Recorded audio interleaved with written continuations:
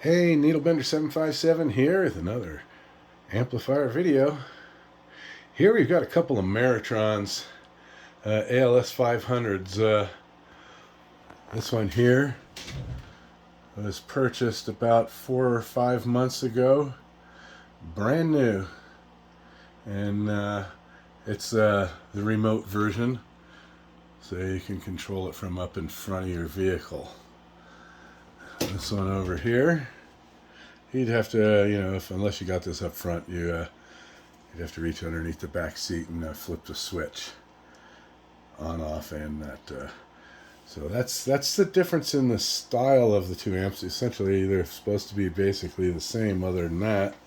And let's take a look at some of the differences. There's a lot of differences between old school and new school on this, even though they operate pretty much exactly the same, about the same output. They do the same thing, but I don't know. I notice a lot of things being as I put stuff together. So let's look here. Here's our filtering board here. This one is manually selected, and also only has 5 bands in it right now. The 10-meter board goes on top of here, like we have over here in this one. Over here, these are all done with relays, the switching through all the bands. That way you can do it remotely. And over here on this one, we've got a 3P DP on here, a 3-pole relay. And over here we've got 2 2-pole relays for keying the amp up. So a couple differences there. This board here is all for the circuit protection, all for SWR, amp draw, for driving it too hard. Just basically all the faults that'll lock out the amplifier if you take it somewhere it shouldn't be going. But what really sparks my interest here is you look at this old school board. Look how nice and neat this is done. Everything tidy. You look at your temperature sensing for your biasing here. These diodes here, how nice they're put on there, nice and short. Just everything's trimmed up and placed absolutely perfect. If you look here, all the solder joints on this side and the other side of the board where most of the solder joints take place. So this is actually double soldered on both sides of the board on here. And all the parts are just placed really perfectly and done neat. You look at these capacitors on the transformers here, how nice and tidy and how short they're trimmed up and everything, and the wraps on the wires are pretty neat. And if we go over here to the new style, we've got smaller, cheaper components here. This really doesn't affect the operation at all, but you can see none of them are soldered on this side of the board. Nothing is soldered on this side of the board, hardly at all. Here's another thing. Look at these transformers. Made really nice and clean, and these are all tidy here, and the wraps are nice. You get over here, these are sloppy, not nice and tight. The transformers, look at how they're built. This is way off kilter here and loose, and the brass just comes sticking out the end there. And there's just, if you really look in here, there's a lot of differences. Like the legs here, super long, all over the place.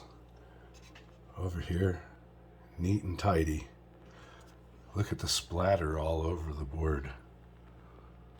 I mean, it's kind of hard to see, but there's splatter all over this board. And there's not even that much solder on this side. This one's got soldered on both sides of the board. No splatter, all nice and neat. These resistors are put on perfectly. Over here, they're staggered, just slap it together. Now granted, it all functions just as well. These, the PP100s, they are, if they're not made by HG, they are the exact same pill. Luke Miller did a video dissecting these out and comparing several pills, and these are identical to the HGs. Here we've got the old school Toshibas. Just a lot of differences there. Subtle differences, but I mean, just the care and the time put in the build here versus here is just amazingly different. Now, granted, like I say, they both work perfect and identically the same. Both great little amps if you like multi-band amp. Another thing I noticed just in the chassis, these inserts, these threaded inserts they use, these are like, I can't even count 2 threads on them, maybe a thread and a half, versus like the ones at ICA and the more common ones that are deeper that they used in the old ones. And the result in that is, here's the screws from the new box. You can see they're all stripped out. They put them in with a screw gun until they spun and are stripped. And the ones for the other box here are all fine. So you notice these things. This thing was actually hard to get apart. I had to pull the screws out instead of just unscrew them. Kind of ridiculous, but there's a couple differences there. You notice the twisted power lines here and straight here, and just a lot of overall care. You know, these transformers are crooked that way too, and these fins, these that come off of here are all just basic assembly. Time and care and the amount of solder, that really blows my mind there. Look at how beautiful this is all done here. And over here, nothing. Anyway, crazy. But just having fun. Thought I'd share some things I'm noticing here on these 2 amplifiers. Believe it or not, I'll probably end up keeping this one and selling this one. And that's strictly because I love the remote feature. Anyway, man, hope you enjoyed the video. Hope you have a good weekend. 757 Boulder, Colorado. We're going to get back on the side smoking. See ya.